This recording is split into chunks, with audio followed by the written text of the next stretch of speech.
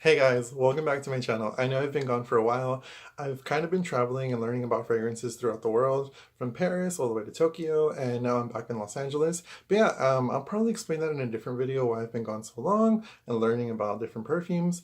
Yeah, but today I'm going to be reviewing the new KKW Hearts collection. Yeah, there's 6 of them. I don't really have much time to like go through so much detail, but yeah, I'll do my best review for you guys and we're getting into it, okay? Okay guys, so we're getting into standard packaging and this is pretty much it. They all kind of come into like this very matte, smooth textured box that kind of resembles like a candy heart box if you may have it, and it just says KKW fragrance right there, KKW Kimoji hearts.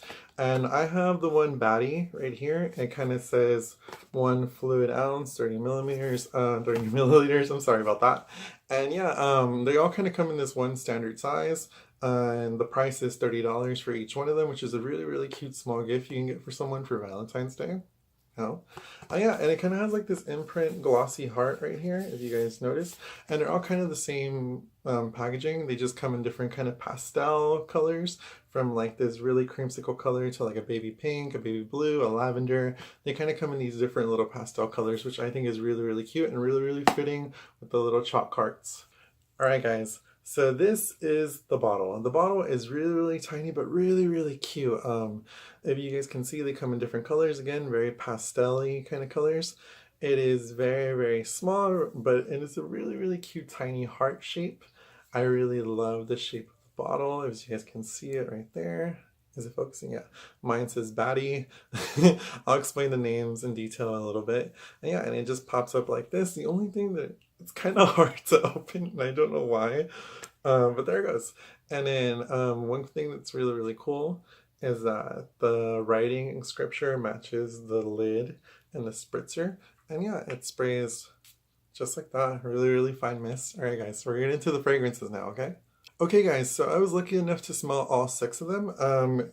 Kim Kardashian kind of opened her store within the South Coast Plaza, and if you guys don't know, that is in SoCal.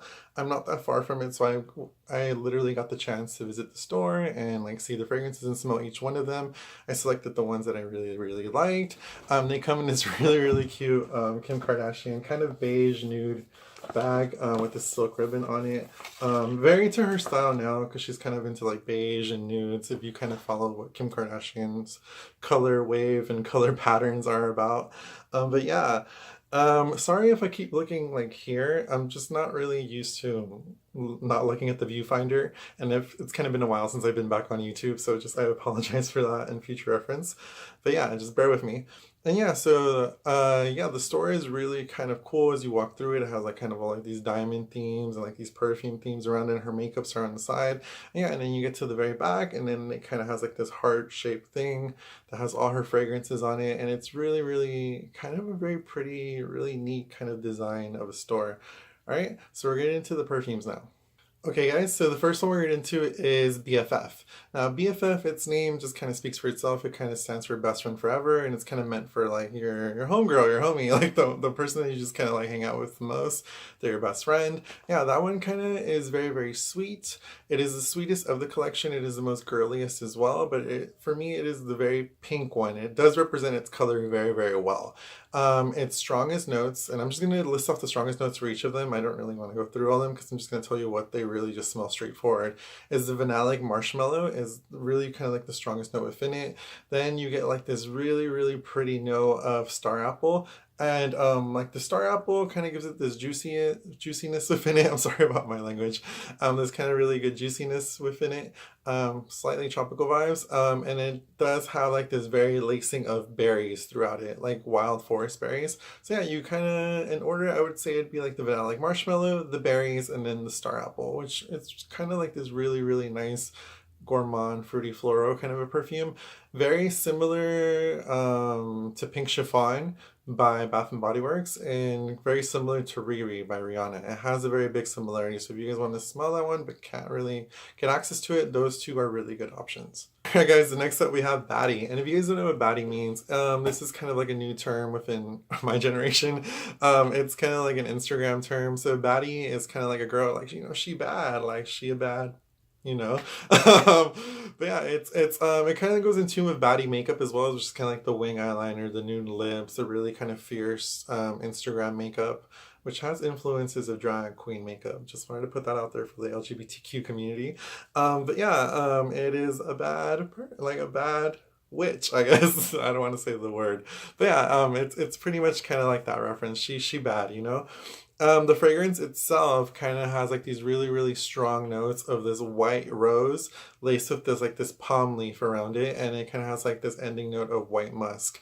Now, this perfume is the most unique out of all of them. It is the one that smells the most different. It doesn't smell like anything that I've kind of smelled before. I mean, I've smelled white rose fragrances before, but this one kind of takes a little bit of a twist where it kind of adds like this tropical palm leaf kind of a note to it and this kind of musk lacing throughout it. So it does have a very, very, very unique kind of a scent to it. And it's probably the most unique out of all of them. Between me, my boyfriend, and a couple strangers that I saw next to me, this is the one that was enjoyed the most. It wasn't the most emptiest bottle, but I noticed that the people took the most intrigue within this one. So if you guys want one that's completely different and is not part of the fruity floral gourmand kind of sense, this is the one to go with. This is classified, from what I understand, as a soft floral fragrance. So yeah, it is very much the most different of the bunch, and it's the most likable for me, my boyfriend, and other strangers that I saw there. So if you guys want the one that's different, Baddie's the one to go to. Okay guys, so next up we have Wifey, which is the yellow one, which is my personal favorite, the one that I selected out of all the six. It's the one that I like the most. It comes in like this very, very cream, nice, sunshiny yellow. Its strongest notes are the pomelo, then comes the mimosa, and then comes the musk. And it kind of just goes in that order. I would say this is the most second unique one. It kind of has this very modern, perfumey, very Miss Dior kind of a smell to it. And it does smell like Miss Dior, like the new one, the Eau de Toilette, Miss Dior 2019 Eau de Toilette. That one kind of has like the same woody, musky base, has like these very kind of musky, light, fluffy florals in the heart, and it kind of has like this juicy top note. So to me, it does smell like Miss Dior Eau de Toilette 2019 with a much more fruitier, peachier, juicier kind of a top note. But yeah, if you guys kind of want to know what Wifey kind of smells like, pretty much smell like the new Miss Dior that just came out. Yeah, and if you guys don't know the concept of Wifey is just kind of like your boo, the love of your life, the person you're gonna marry. It's kind of like a hood term for saying like, oh, that's my wifey, like I'm gonna marry her, you gonna be my wife. It's like your hubby. It's kind of like the opposite of your hubby, you know? So yeah, just get into that. Okay, Bay. How do I explain Bay? All right. So I'll explain the name first and I'll get into the fragrance next. So Bay is just kind of like your boo, your bae, the love of your life. It's kind of like, again, a term of endearment, but more so for someone that you're in a relationship with, if you know what I mean. The scent. This is the one that had the most like sprays, like when I pick up the bottles. It was the most empty, but it was the one that me, my boyfriend, and again a couple strangers next to me just did not like. I think fragrance is such a preference, so to say you don't like it is such a big statement, but it was just one out of the six that I did not prefer.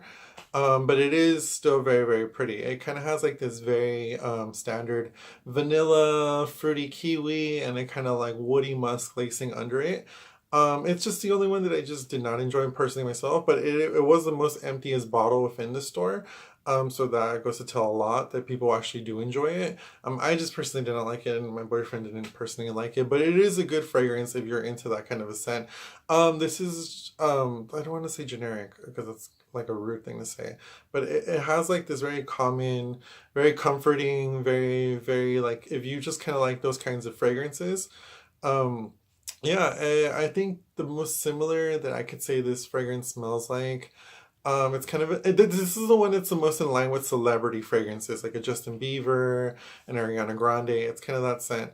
To me, one person noted that it kind of has like this kind of burnt rubber plastic texture at the base of the fragrance, and I did get that on my skin, which is why I personally did not like it myself.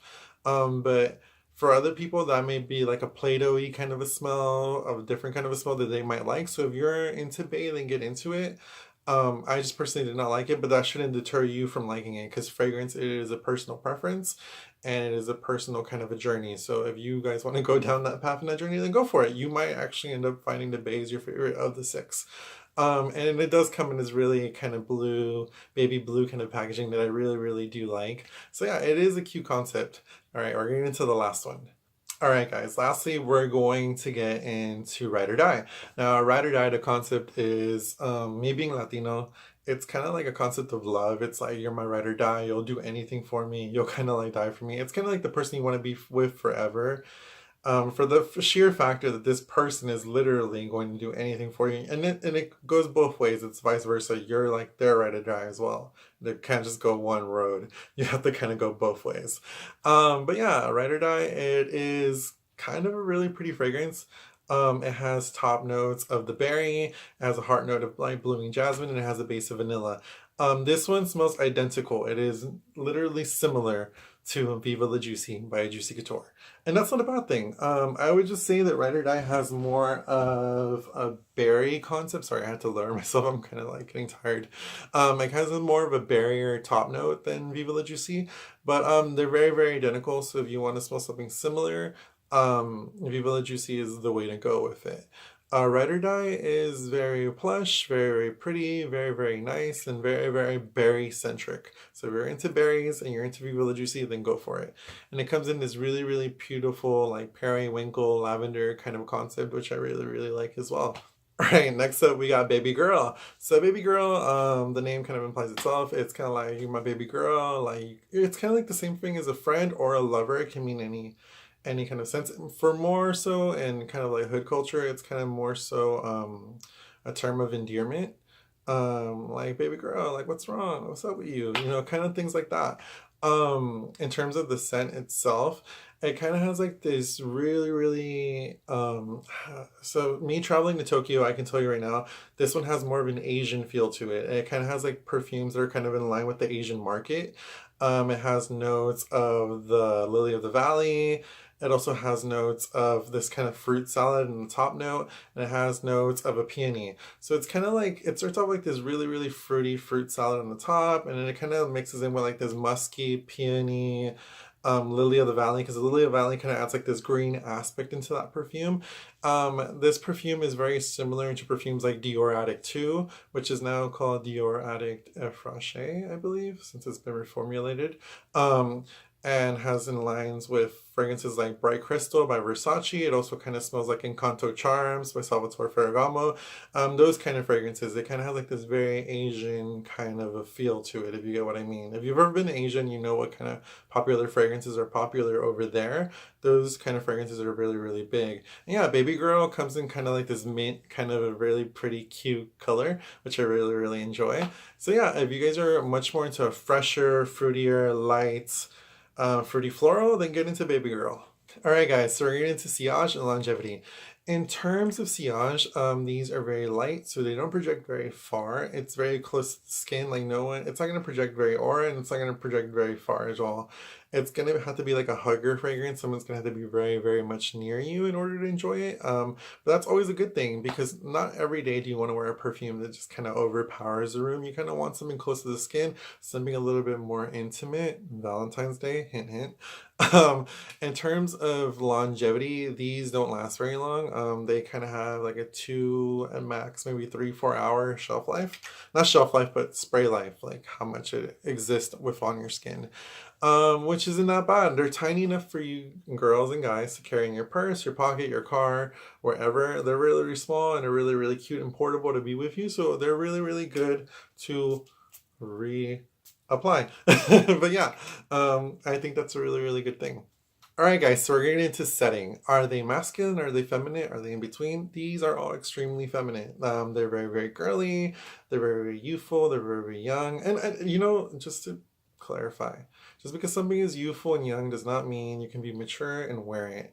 If Princess by Vera Wang fills your fantasy, wear Princess by Vera Wang. It does not matter. Just go for what you want. There's no ageism here. Just wear what you like, okay? But this does have a very feminine, younger feel to it. And it's very, very kind of like this joie de vivre kind of fragrances. In terms of night or day or afternoon or wherever, these are very, very daytime fragrances. They're not heavy enough to be worn at night. but they are very, very fun. So if you guys are going to like a theme park or something like that, these are really, really good for that. In terms of where to wear them, again, like a theme park, if you guys are going to like a daytime brunch, anything in the day, they're not offensive. You can kind of just wear them anywhere, to be quite honest. Or a date, like a light morning lunch date or something like that would be like a good concept. Yeah. All right, guys. So the concept and the ad of the fragrance. The concept is really cool. It's just kind of Kim with these different kind of lavender, periwinkle, pink, baby blue, like pastel colored hair. And she's just kind of posing with these really, really big candy hearts. They come in different sizes, which, by the way, if you guys go to the South Coast Plaza and you go into her store, you can pose with these hearts yourself and take pictures. I did for sure, which was really, really fun. I kind of felt like Kim for like a moment. But yeah, it's just like this really cool concept of pastel and really, just really, really cute. I like it. It's simplistic, but it's cute. I enjoy the ads a lot. All right, guys, if you guys are looking for light-hearted candy-shaped fragrances that you can give as a gift for Valentine's Day or a gift for any time of the year, they get into the KKW Kimoji hearts. I think they're very, very cute. The concept is just very, very idealistic. And I love when brands kind of do like this whole color scheme when they complete the rainbow, 6 colors of the rainbow, 6 different colored candy hearts. Yeah, I love when brands just kind of do this, and yeah, hats off to Kim Kardashian. It's a really good concept, and I really like it. All right, guys, I'm Andrew. Stay fresh, stay clean, smell good. Oh, I almost forgot. Be sure to subscribe and follow my Instagram and all that. I don't know, this is so awkward, but yeah, just do it. If you do, great. If you don't, I don't care. It's cool. I still like you.